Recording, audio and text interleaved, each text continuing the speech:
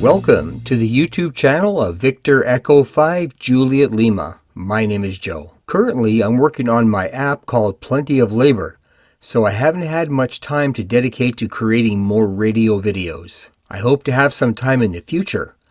In this case, I had to set some time aside to show you my AOR-AR3000A. This is a receiver that I've wanted in the shack for a long time.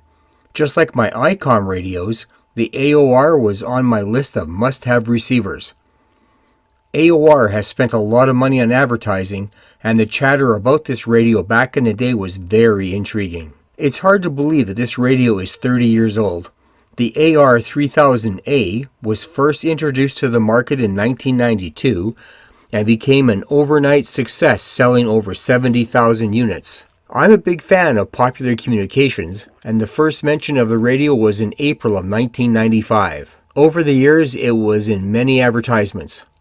I remember the talk about the radio being unavailable because it was primarily being used for by the US military. I'm not sure if that was the case, but it added to the talk about the receiver. Over the years, I've watched eBay and noticed the radio pop up from time to time. Even today, they hold good value. I wasn't about to buy one at that price, plus the shipping, but little did I know. Everything changed when my favorite local auction place was selling off a collection of classic radios. I was there to pick up some unrelated items when I noticed several radios on a shelf.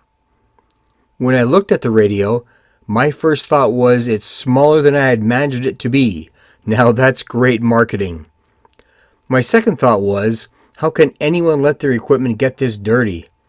I may have some fingerprints or cat hair in the shack, but I would never let my equipment get that filthy. Brand new, these radios in the 90s were over $1,000.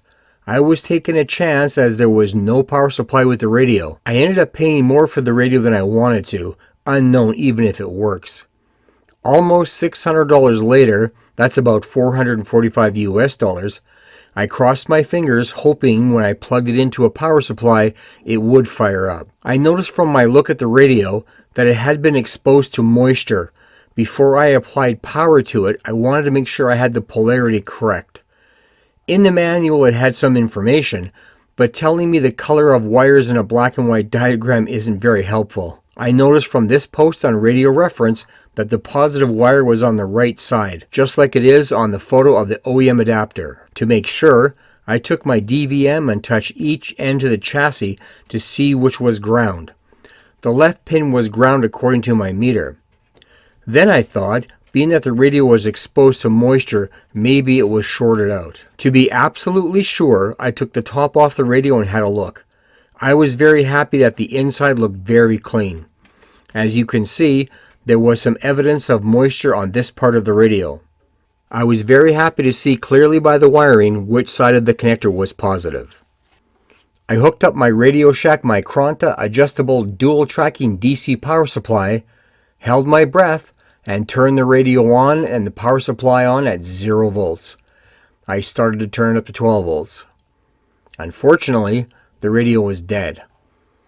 I exhaled and thought I bought a $600 paperweight. The research began to see what the problem could possibly be. Interestingly enough, a few sources I found said a dead internal battery could be the culprit. I had a spare battery, but not the time to take the radio fully apart to remove the old battery that was soldered directly to the board. I decided to take it to Don's Electronics. He's not too far from my QTH, and I've had him successfully fix a few other electronic items of mine.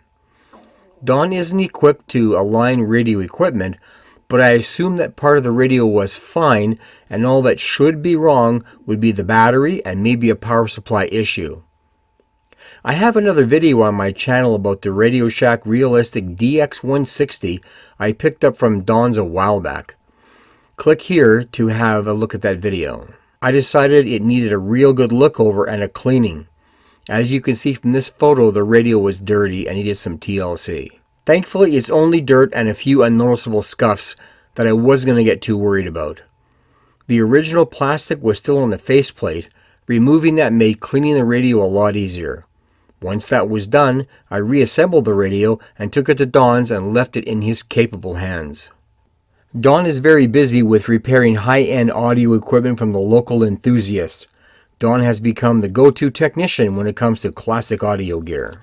After a few weeks of anticipating a call with some good news, Don called me to let me know that he got it working once again once he changed the battery and hit the reset switch.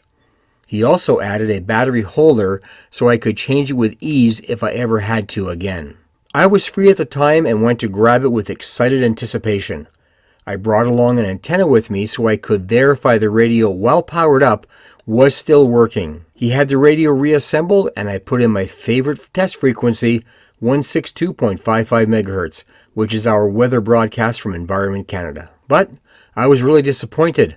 Nothing, not a whisper. Not good was my first thought. Then I remembered the radio could pick up local FM stations, so I plugged in a frequency for one of the stations out of Saskatoon, some 66 kilometers away.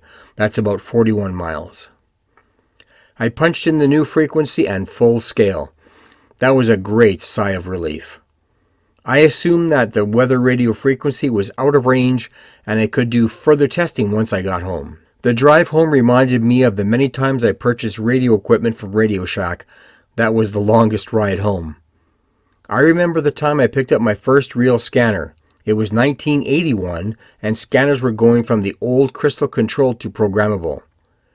Listening to the Radio Shack Pro 2002 50-channel analog scanner blew my mind. I put a lot of hours on that scanner, searching for cool frequencies to monitor. Since there was no internet to look up, I had to rely on people to let me know where to look. Once I found the range, I started to search, and there they were. It was the first time I was listening to police on an actual scanner. Once I got home, I was very aware that I needed to get a proper power supply, as Don only made a few leads that I could plug into the receiver. It wasn't like the old days of pulling a radio out of a box and plugging it in. I finally hooked up my temporary power supply as well as an antenna and started to test it out. My first test again was the weather channel. It was full scale. That was a great sign. Cloudy, high 0. Wednesday night, cloudy with 30% chance of flurries, low -3. Thursday, snow, high -1. My next test in the evening was WWV. Because the antenna I have for the weather frequency is a disc cone, I needed to hook up an antenna switch to then switch over to my old G5RV that I'm using as a shortwave listening antenna. It was full scale again, another great sign. The last thing I did was find a 12-volt adapter that didn't cost me over $100 like the OEM one. Thankfully, I was able to pick up a good quality 12-volt power supply that was coincidentally intended to be used for a Motorola radio. I haven't figured out where the radio will permanently sit. I'm in the process of making a proper setup from my home shack using proper rack-style shelving like my main shack, but that's for another day. Thank you again for watching. Please like this video, share this video, and subscribe to my channel for more videos on the subject we all love, radio. 73, and thank you all again from the shack of Victor Echo 5 Julie at Lima.